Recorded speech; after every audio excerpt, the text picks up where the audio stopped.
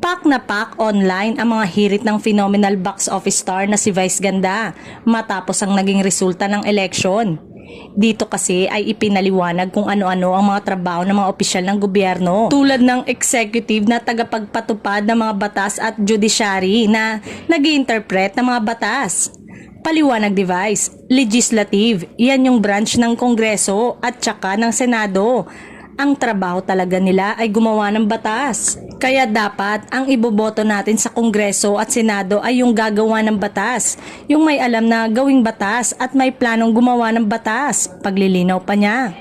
Kasunod nga nito ay tila patama ng komedyante sa mga nasa politiko. Dahil ang Kongreso at Senado ang ginagawa po niya. Talaga ay gumagawa ng batas, hindi nagbibigay ng ayuda.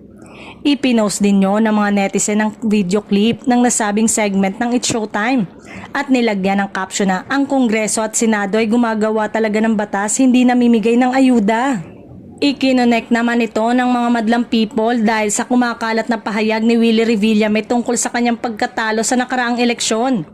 Ayon sa lumalabas na post sa Facebook, nagsalita raw si Willie na nawala na raw siya ng gana sa pagbibigay tulong dahil pakiramdam daw niya ay hindi naman ito nabigyang halaga.